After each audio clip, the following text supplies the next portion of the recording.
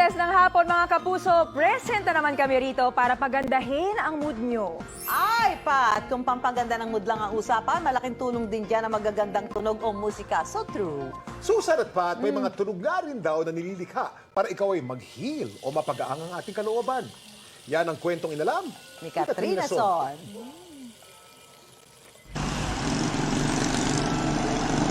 Ang iba't ibang tunog nakakapagdulot umano ng polusyon at stress. Pero sa Quezon City, ang maliit na silid ni Yeyet. Ang tunog na kanyang nalilikha, relaxation at healing daw ang epekto sa nakikinig nito. Ito ang sound bath healing. Mahilig sa musika si Yeyet. So I sing, I write songs, no? At ako ay tumutugtog ng ilang instrumento. Pero hindi lang daw ito basta pagtugtog ng instrumento. Meron ako na attendance sa Colorado na 9-day intensive sound healing. Sa online, meron din akong kinuhang training.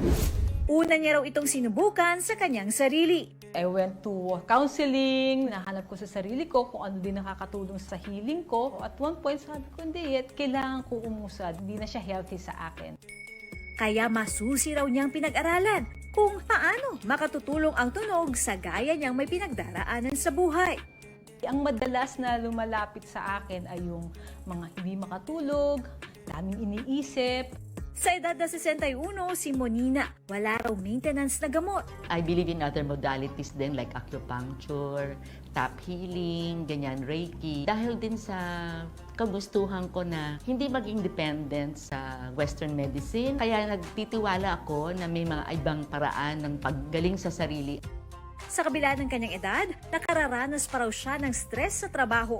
Dati na kasi akong workaholic. I have a very bad habit na pag may naisip ako, babangon ako, kailangan ko isulat. Para matulungan si Monina, sinimulan muna ni Yeyet sa kwentuhan ng session.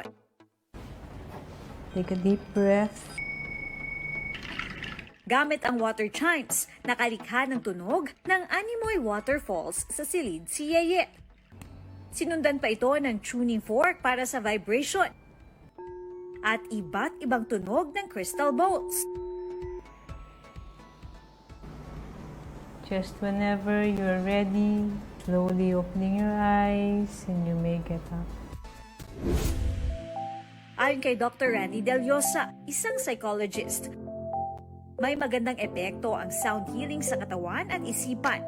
Kapag sound ang pinag-uusapan, ito ay nakaka-apekto sa mind natin, sa emotions, at saka sa physical status natin. Yung sound nakaka-release or nakaka-balanse or nakaka-imbalance ng takbo ng brain chemicals natin. Kung pleasant yung sound, syempre nakaka-release siya ng happy hormones. Naka-relax naman ako, kaya lang syempre bitin, masarap. Masarap siya.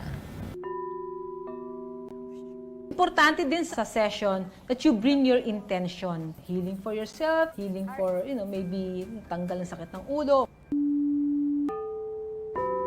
Ang iba't ibang tunog, hindi lang sa lungkot at saya pwede nating mapakinggan. Kaya rin itong mapagaan ang ating kalooban. Ako si Katrina Son at yan ang kwentong dapat alam mo. Ito ba ang kwentong dapat